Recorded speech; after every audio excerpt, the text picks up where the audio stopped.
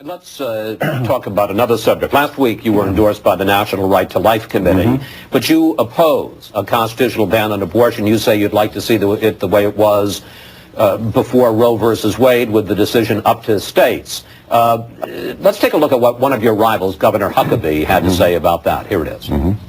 It's the logic of the Civil War. If morality is the point here, and if it's right or wrong, not just a political question, then you can't have 50 different versions of what's right and what's wrong.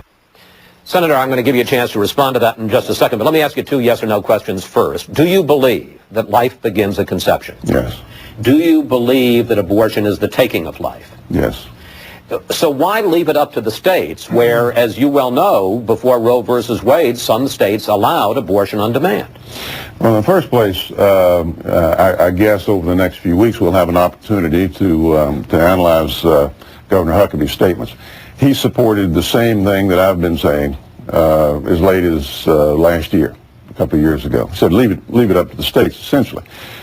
What the situation is now is as follows. Because of Roe versus if we don't abolish Roe versus But Senator, Wade. I want to put up something that you said 2 weeks ago, and here it is. I think people ought to be free at state and local levels to make decisions that even Fred Thompson disagrees with. That's what freedom is all about. Senator, that is the essence of the pro-choice argument. Not individual choice, but pro-choice for states. No, not really. I mean, how many pro-choice people say that they want to see the abolition of Roe versus Wade?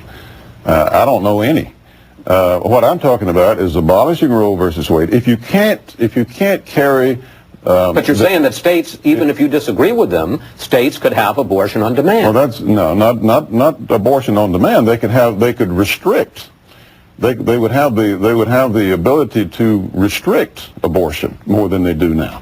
But they have Senator, pre-Roe versus Wade, some states had abortion on demand. Here in D.C., they had it. Well, they would not have anything under that situation that they don't have now.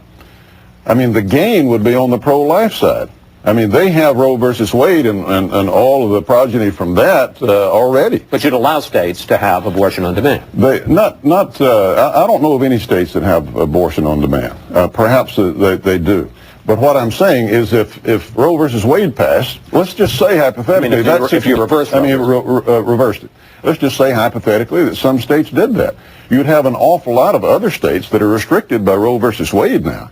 They could place restrictions on abortion that they can't do now. I mean, you'd be making substantial progress. But ultimately, do I think a state ultimately has to have the right to maybe do something that I would disagree with? If you can't carry the ball in those states, yes, there's no question. But we live in a democratic society.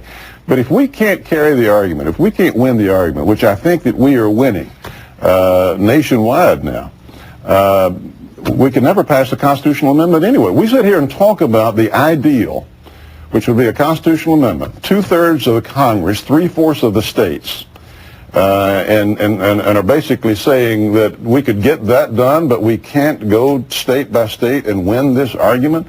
I believe that's wrong. I think we could make substantial progress. And Governor Huckabee agreed with that same position until he started running for president. Let me ask you about